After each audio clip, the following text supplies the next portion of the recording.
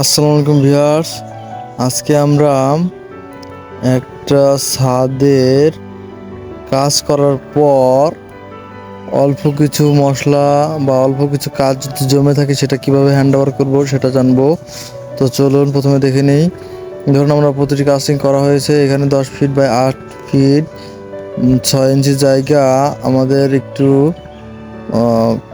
রয়ে গেছে। সেক্ষেত্রে আমরা কিভাবে আর্জেন্ট হিসাবটা দিব। তো প্রথমে আমরা রেশিওটা জেনে নেব। প্রথমে আমাদের যে রেশিওটা থাকবে 1:2:4, আমাদের রেশিওটা আমরা ধরে নিয়েছিলাম। এরপরে আমরা করব কি, এই 1:2:4কে আমরা সিমেন্টের অনুপাত দিয়ে গুণ করব। আমাদের সিমেন্টের অনুপাত 1.25 সিএফটিতে, এই অনুপাত দিয়ে আমরা গুণ করব। তাহলে চলুন আমরা গুণটা করে নিই। এই 1 + 2 + 4 × 1.25 দিয়ে গুণ করে দিলাম, আমরা পেলাম 8.75।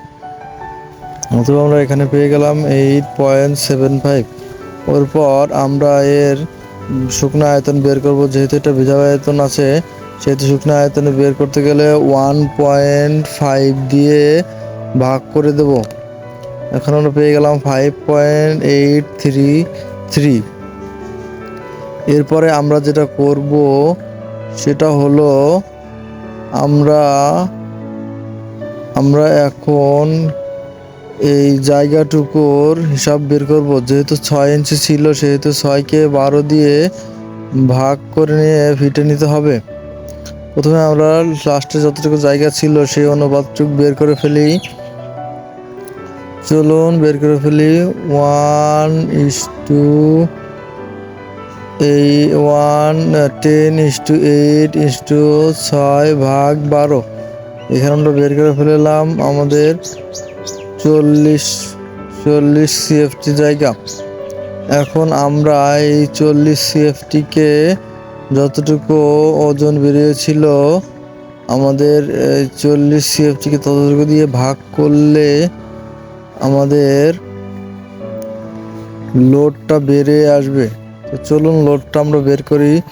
40 × 5.833, এটাকে আমরা লোড হিসেবে ভাগ করি। 40 দিয়ে উঠানো আছে, এরপর আমরা 5.833 দিয়ে ভাগ করে দিলাম 6.85, তার মানে 6.5 লোড।